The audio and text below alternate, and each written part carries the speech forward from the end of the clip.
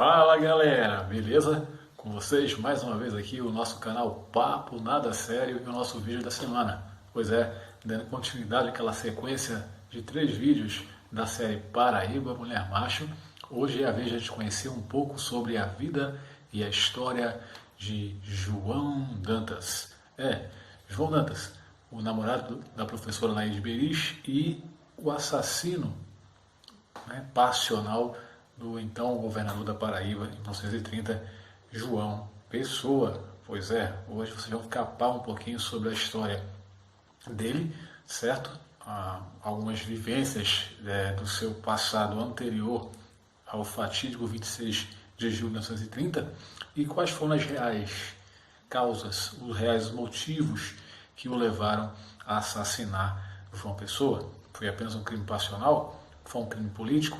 Motivos foram pessoais?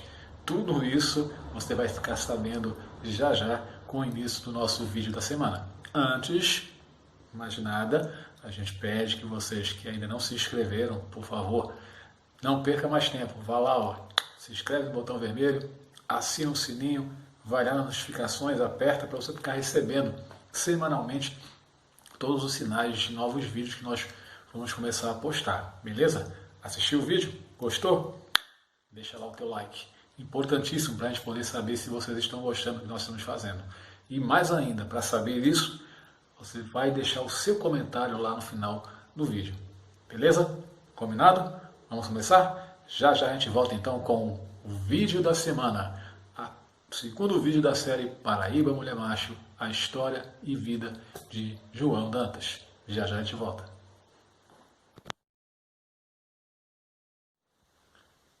João Duarte Dantas, paraibano, natural da cidade de Mamanguape, no litoral norte da Paraíba. Nasceu no dia 12 de junho de 1888.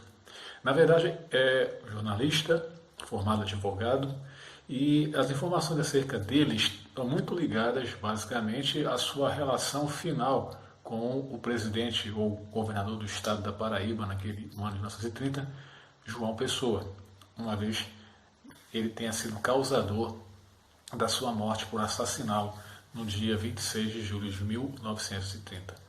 João Dantas, também, antes disso, assumira um relacionamento amoroso com a professora, poetisa, jornalista e feminista Anaide Beris.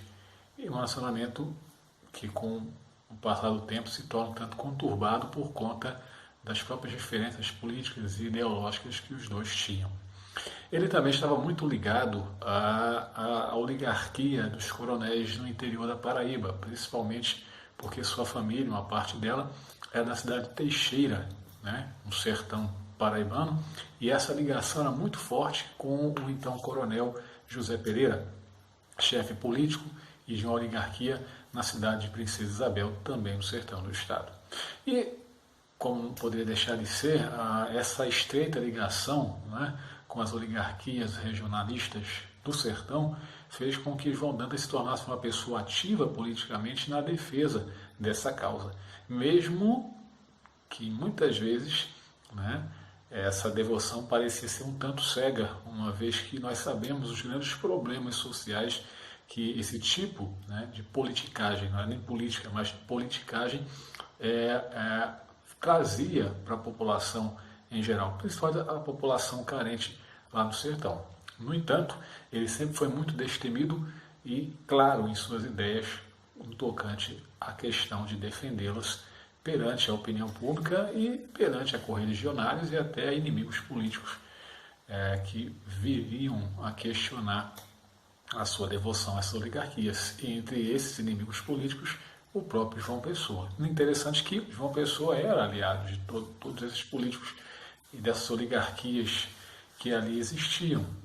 Só que em um dado momento, essa conturbação toda se inicia com a imperatividade do próprio João Pessoa em querer romper com esse tipo de politicagem e tentar adotar de forma mais clara e de forma muito mais efetiva políticas que pudessem trazer benefícios para a Paraíba e tirá-la do buraco econômico que ela sempre viveu durante muitos e muitos anos a fios, podemos dizer até séculos. Né? E é justamente nesse enredo que as ideias de João Dantas e de João Pessoa começam a entrar em choque e elas vão levar a acontecimentos que vão culminar então com a tragédia futura. Mas antes de continuar essa discussão política, né, que envolveu esses dois Joãos, né, de João para João, a gente tem que lembrar um pouquinho sobre a sua relação com a professora Anaíde Beris. Boa parte delas vocês já devem ter entendido, compreendido no vídeo anterior, né? Mas é sempre bom realçar essa questão, até porque é a partir dela que esses predicados relativos a tudo que aconteceria, né, no 1930 começam a ser forjados. Né? Era uma relação que de início parecia ser uma relação bem estável, né, uma vez que o próprio João Dantas já era praticamente aí, não era mais um garotão dos seus 20 anos, 30, ele já era uma pessoa relativamente madura, com seus 40 anos. A Anaíde era bem mais nova, então, de alguma forma ou de outra, essa diferença de idade, o fato de ser uma pessoa já madura, consciente, né, e bem esclarecido com relação às suas ideias e opiniões, fizeram, logicamente, com que a Anaíde se atraísse à figura de João Dantas, né, porque ela sentiu essa segurança, né, um relacionamento com um homem maduro, um homem mais velho, que pudesse proporcionar a ela justamente aquilo que ela queria viver no seu dia a dia, já que ela era uma pessoa bem para frente, né, conforme a gente viu no vídeo acerca dela, que vivia suas ideias, expunha suas ideias e naturalmente lutava, né, por uma abertura em torno de um diálogo, tá, para a queda de muitos tabus que existiam naquela época. Então havia no próprio João Dantas a possibilidade, até por ser uma pessoa mais madura e esclarecida, de alguém que iria, de alguma forma, absorver bem o fato de ela ser diferente. Né? E essa relação se inicia, ele se atrai logicamente a ela e ele se apaixonam. Né? Mas logo fica claro que não seria bem da forma como a Anaíde imaginava. João Dantas, sim, podia ser uma pessoa já madura, né? Politicamente esclarecida em tudo que ele acreditava como sendo correto, né? No que tangia a política, tá? E a gente chamar ou falar na cara dele, caso a gente estivesse aqui, que o que se fazia era politicagem, a gente ia comprar uma briga. E a gente pode perceber isso justamente nos posicionamentos da própria Anaíde Beris, né, que passou a questionar bastante a maneira como ele defendia as oligarquias lá do sertão da Paraíba, né, inclusive se aumentou o próprio Zé Pereira, e isso trouxe ou rendeu a relação, né, dos dois, muitas discussões e até idas e vindas nessa relação. Tem até a ocasião em que ela de fato chega a questionar do porquê ele não gostar de conversar de política com ela. Há uma ocasião que isso acontece, isso você pode ver lá no livro, Anaíde, Paixão e Tragédia em época e morte, né, em época na Revolução de 30, lá do José Joffre. E lá deixa claro que essas discussões tinham muito a ver com o fato dele mesmo não gostar de discutir política com ela. Ora, poetisa, jornalista, escritora, professora, ela de fato sabia o que queria falar, o que queria conversar, o que queria expor, porque tinha suas ideias bem definidas, bem claras. E ela se sentia às vezes rebaixada por não poder, né, ou por não ser levada a sério ao conversar sobre isso. Esse lado dele em si instigava por si só essas discussões entre os dois que não raro terminavam em brigas, né, até em agressão, não sei se de fato agressões físicas constantes, mas agressões verbais sempre, porque as discórdias, né, ideológicas ali eram bem claras entre os dois. Só que, como duas pessoas bastante apaixonadas, parecia que o amor, a paixão em si acabava com o tempo falando mais alto e decidiram entre eles próprios deixar de lado a questão política, embora ela mantivesse suas ideias, né, para que isso não viesse a entrar em choque com a relação deles. Né? E aí você vê já elementos que, se a gente fosse de fato tentar forjar uma bomba, né, a gente já teria aí bastantes elementos para poder dizer que essa bomba seria de uma potência muito grande, uma vez que as ideias de ambos não sendo ideias, vamos dizer assim, que se combinassem, se harmonizassem, com o tempo de fato ia entrar em choque. Só que ela acaba entrando em choque, ou trazendo prejuízos de um outro lado, porque parece que o amor fala tão bem mais alto que eles acabam realmente deixando de lado as suas ideologias e passam a viver em função de um cuidar do outro, né? De não importar quem estava com a razão ou não, que o mais importante na relação seria de fato os dois cuidarem um do outro. E é isso que vai acontecer com o tempo, né? E aí tudo isso eclode lá no fatídico dia 30 de julho de 1930, quando vocês realmente observam o que vai acontecer e até que ponto a Anaí chega na relação para mantê-la, né, para proteger o próprio João Dantas e não permitir que nada de mal viesse a acontecer com ele e, consequentemente, com a relação dos dois. Mas eis que se inicia o ano de 1929 e aí uma sucessão de eventos começam justamente a minar, né, essa antiga harmonia que existia na questão política da Paraíba, tá? Até porque sempre foi um Estado que apoiou abertamente, né, a força das oligarquias regionais em torno daquele esquema da política dos governadores, a política do café com leite, e sempre estava sendo contemplada, né, com o apoio do governo central, do governo federal. Certo? Ok? E aparentemente continuaria assim. Eis que João Pessoa então decide colocar em prática a sua política, né? Isso a gente vai ver até no último vídeo que vai falar sobre ele, né?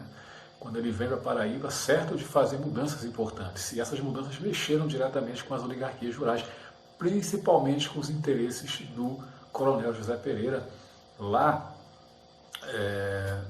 no interior, né? Na cidade de Princesa, bem como também os demais coronéis ou chefes de oligarquias nas outras cidades, né, oriundas ou nas cercanias ali da própria Paraíba, né, que eram cidades próximas, e automaticamente esses coronéis que comandavam politicamente essas cidades, que eram bem vizinhas, acabavam se aliando e, logicamente, rezando, vamos dizer assim, naquela expressão, pela mesma cartilha, e assim se enveredou esse caminho. E uma pessoa disse, não, aqui acaba.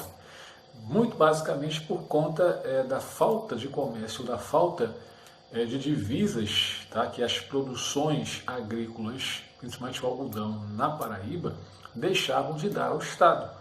Uma vez que durante muito tempo, e isso aí acontecia por conivência de anteriores governadores do Estado também, essas produções acabavam sendo escoadas pelas divisas, né, dos estados do Ceará, Rio Grande do Norte, principalmente Pernambuco, que faziam forte comércio com a Princesa Isabel e outras cidades ali do sertão, e não faziam com que esse produto girasse por dentro da Paraíba, dando as divisas necessárias. Você sabe que pelas leis alfandegárias, né, as leis de fronteira, de mercadoria, hoje em dia, a venda e a compra de mercadorias que entram e saem de um estado, eles têm que pagar impostos para que seja gerado ao estado aí alguns dividendos. E isso não acontecia naquela época. Então, uma das primeiras providências de João Pessoa foi fazer isso. E logicamente que ele precisava fazer frente, de alguma forma, e impedir que isso acontecesse. Então, ele fez com que a polícia militar fosse a região do interior, né, do sertão da Paraíba, tentar coibir esse tipo de ação por parte daqueles produtores, daqueles fazendeiros, daqueles chefes políticos que detinham o poder econômico na mão por conta desse subterfúgio que eles utilizavam para poder vazar com as produções deles, certo? E em algumas investidas uma pessoa acabou sendo veemente, né, invadindo locais, invadindo cidades, invadindo as propriedades desses chefes políticos, né, ameaçando inclusive, né, no caso a polícia. Se tenha sido ordem do governador ou não, ninguém sabe, mas o fato é que a polícia chegava com veemência, né, até usando de rigidez excessiva, de força excessiva, Isso trouxe essa revolta, porque aconteceu deles invadirem também a fazenda dos Dantas, ameaçarem o pai lá do João Dantas, e isso revoltou mais ainda o próprio João Dantas. Né? E a partir desse momento é que os conflitos entre os dois começam, né, a se desenrolar, a se desenvolver nesse ambiente, né, de muita hostilidade, tanto de um para com o outro e vice-versa. Né? E a gente vai analisar justamente que essa guerra, eu tinha dito até inclusive no primeiro vídeo, que são personagens que nunca haviam se visto naquele momento. Pessoalmente eles não tinham se encontrado. Né? Essas brigas eram quase que, ou através das ameaças que um fazia ao outro, publicamente através da imprensa. Isso porque João Dantas, como jornalista, ele escrevia lá para o Jornal do Comércio de Recife, né? Que inclusive esse Jornal do Comércio era dos primos de João Pessoa, era dos Pessoas de Queiroz. E era dos primos de João Pessoa, e que também não tinha uma boa relação com o próprio presidente João Pessoa. E até por terem essa aliança, mas a proximidade com os coronéis do interior da Paraíba, então João Dantas tinha trânsito livre, né, nas dependências do jornal, e escrevia lá o que ele achava melhor. Depois a gente vê depois o que foi que incitou mais ainda a relação de intriga entre os dois. Foi justamente um artigo escrito por João Dantas que vai justamente desencadear esse processo todo em relação ao próprio João Pessoa. Mas aí, a partir desse advento aí da invasão, né, das terras do pai dele lá em Teixeira, que começa toda essa algazarra, podemos dizer assim, essa intriga, né? Passa a ser não só política mais, mas também pessoal, porque João Dantas vai assumir para si aquilo, né? Ele vai tomar as dores da família e vai tentar reagir de alguma forma.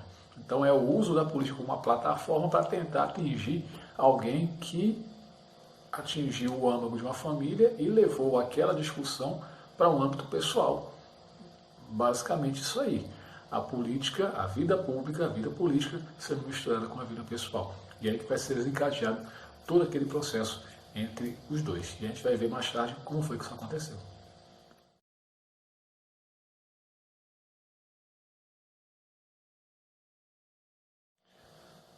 E aí o ano de 1929 termina com um outro fato inesperado, né? Foi esse rompimento que João Pessoa teve com um grupo político, que inclusive era encabeçado, né, durante algum tempo pelo seu tio Epitácio Pessoa,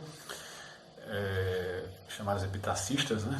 Ele rompe relação então com alguns políticos dessa oligarquia, exemplo do Zé Pereira, né, o próprio João Suassuna, que havia sido presidente, né, ou governador da Paraíba antes de João Pessoa, e outros políticos, inclusive os Pessoas de Queiroz, que eram também, né, lá do sertão, né, com vazagens lá do lado de Pernambuco, mas que, como eu tinha dito antes, não se dava bem com João Pessoa. Ele se alia, então, à Aliança Liberal, sai como candidato a vice-presidente da República na chapa encabeçada por Getúlio Vargas, como você já sabe, e já está bem destacado em outros vídeos, né? Aliás, é um assunto muito comentado já nos meus vídeos, e se lança, né, a oposição de fato àquele plano oligárquico, né, que existia na Paraíba e em nível nacional. E ele passa então a ir de encontro às orientações do próprio governo central, que até então tinha na Paraíba um grande aliado, né, uma grande aliada para a manutenção desse tipo de politicagem. E as eleições ocorrem, certo? Dentro de uma possibilidade, uma pessoa tenta manter a ordem, né, nas eleições, o que ele não consegue, uma vez que, principalmente lá no interior, no sertão, os coronéis, né, os grandes líderes políticos da região conseguem manter, né, aquela forma de fazer politicagem, o voto de cabresto, né, a vontade do coronel, dos donos da terra de fazer com que as pessoas votassem em quem eles indicassem, e isso acaba então acontecendo, né? Os currais eleitorais vão fazer a diferença mais uma vez, e aí o candidato oficial do governo, que seria o Dr. Júlio Prestes, acaba vencendo, né? Então, nesse caso, quase que com o dobro, né, do número de votos que a Aliança Liberal teve. E a Aliança Liberal não teve mais o que fazer. Lógico que muitos falam aí, inclusive, que depois das eleições, né, questionando o resultado, acusando o processo de fraudulento. Na verdade, todos eles, infelizmente, foram, né, desde o terceiro, quarto, quinto presidente para frente, todo o processo sempre foi questionado, porque não existia uma justiça eleitoral que pudesse, de fato, ser isenta nesse processo. Quem comandava era o próprio governo, que acabava fiscalizando, mas fiscalizar o que? Algo que tinha ele mesmo um interesse.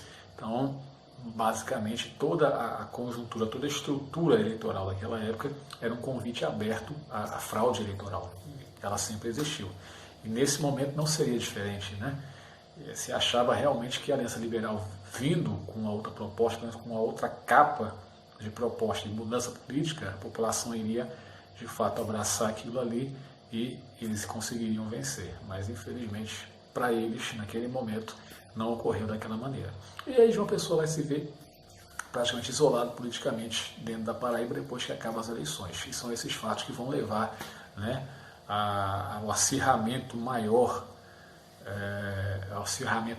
das discussões entre ele e o grupo político que ele acabou, então, abandonando, e entre os membros desse grupo político próprio, João Dantas, né?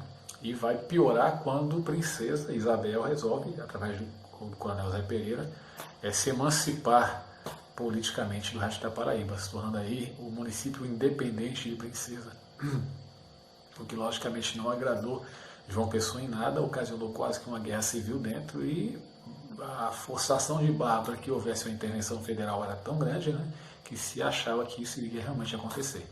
E muitos embargos contra a Paraíba, João Pessoa decide então dar um jeito nessa situação. Só que antes, né, João Dantas, para descontar os desmandos que João Pessoa havia feito contra ele e a família dele, resolve escrever um artigo fortíssimo, pesadíssimo, né, no Jornal do Comércio lá em Recife, que vai chegar a João Pessoa, e esse artigo tinha o título de Um Doido no Governo do Estado. Quer dizer, já começou pelo título, né, muito pesado. E nesse artigo aí ele passava a questionar a fortuna de João Pessoa, né, acusava ele de estar, inclusive, atentando contra a vida de pessoas idôneas, no caso, citando a invasão, né, na terra do pai dele durante duas ocasiões. Uma foi, inclusive, durante o processo eleitoral, né, que ele queria, de fato, garantir a idoneidade das eleições, né?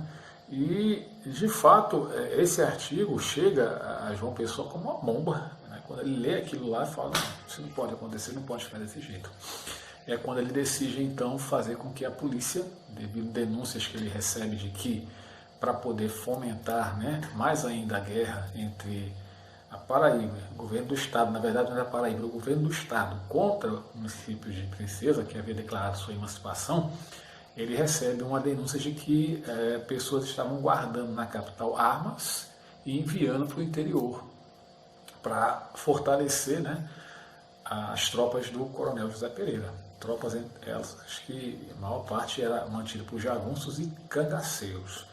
Aí João Pessoa resolve então averiguar a situação, manda lá as pessoas, a sua polícia, né, naquela época a força pública, né, estadual, investigar, né, alguns domicílios, e entre eles a casa do próprio João Dantas lá em João Pessoa. O seu sobrado invadem, não encontram armas, né, mas encontram documentos. E entre esses documentos, cartas que ele trocava com a Naide Beris, inclusive fotos também, né, comprometedoras. E aí esse material é levado para a delegacia. Chega ao conhecimento de João Pessoa. Inclusive, nessa época, o Palácio do Governo estava em reformas, ele estava despachando, né, num prédio de frente à sede do jornal União, né, que é o jornal oficial do governo. Então, se diz que nada era publicado ou deixado de ser publicado sem o conhecimento dele, ele teria que dar o aval. E uma das coisas que foi publicada foi um artigo mostrando isso, né, que havia sido encontrado no sobrado de João Dantas, documentos, cartas, fotos comprometedoras que mexia com a decência pública, né, e que não poderia nem ser mesmo impressas nas folhas de jornais. Mas quem quisesse ver estava lá exposto na delegacia, todo o material.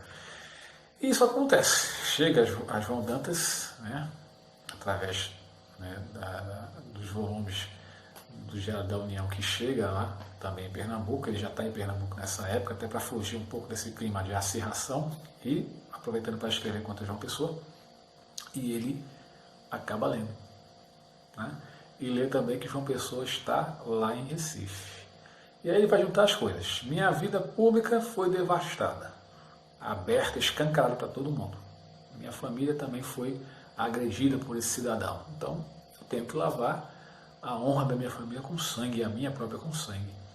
E foi isso que ele acabou fazendo, né? Ele procura João Pessoa por toda a Recife, encontra justamente lá na Confeitaria Glória, no centro de Recife, na Rua Nova, e entrando lá desfere 2 tiros contra João Pessoa, sendo que um fatal, né?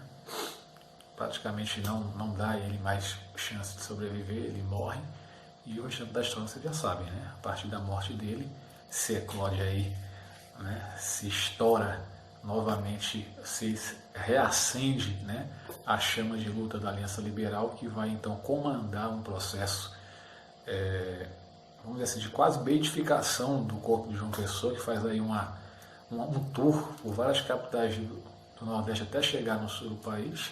E a partir dessa morte se encontra elementos suficientes, alegando que o assassinato foi por razões políticas, né? Foi fomentado pelo Partido Republicano, que estava no poder, né? Contra um candidato legítimo da Aliança Liberal, que havia perdido as eleições. E, na verdade, além de ser o estupim, há uma precipitação, tá, no próprio evento por conta desse fato, né, que foi a morte de João Pessoa. João Dantas é preso, junto com Augusto Caldas, que é o primo dele, aonde ele estava, né, ficando lá algum tempo, enquanto não resolvia essas questões em João Pessoa. Anaís Beres, como você já sabe, não conseguiu chegar a tempo de impedi-lo.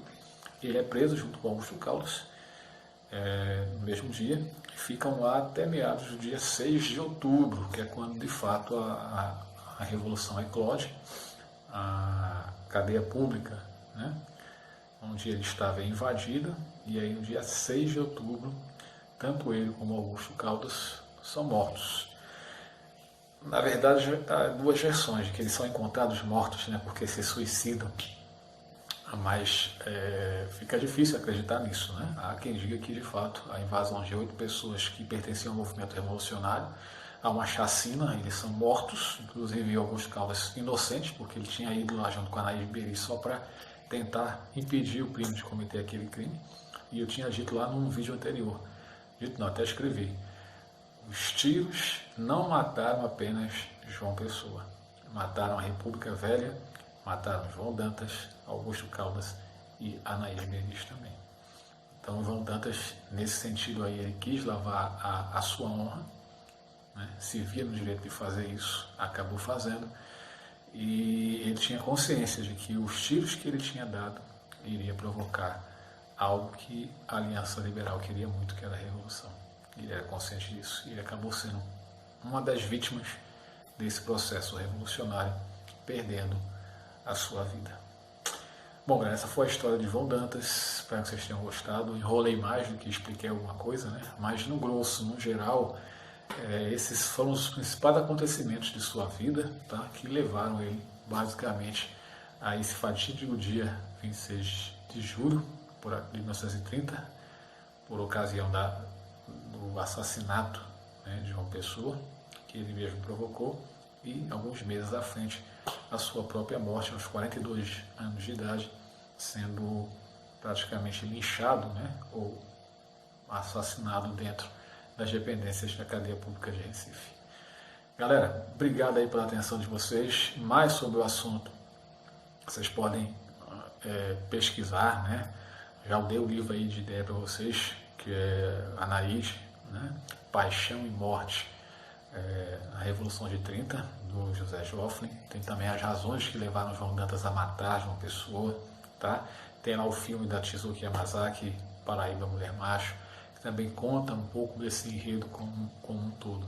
Além de algumas teses, né, de mestrado e de doutorado que renderam essa história de João Dantas, né, e tudo o que está envolvido, né, em torno dele. É só vocês pesquisarem, encontrarem e passarem ali para entender um pouco mais sobre essa. Tá certo? Bom, hoje foi o segundo personagem. Semana que vem tem o último, João Pessoa de Albuquerque. Então vamos saber um pouquinho sobre a história do ex-governador do estado, João Pessoa de Albuquerque, tá certo? Antes de ir embora, quero pedir que vocês, por favor, se inscrevam quem não se inscreveu, deixa lá o like quem gostou, quem não gostou também, pode dar lá, de boa. A gente está aqui para aprender. E também pedir que vocês encarecidamente façam lá os seus comentários. Deixem de escrever seus comentários que a gente gosta muito. Tá bom? Um beijo para vocês, forte abraço e até a próxima quarta-feira com mais um vídeo do nosso canal Papo Nada Sério. Tchau, galera.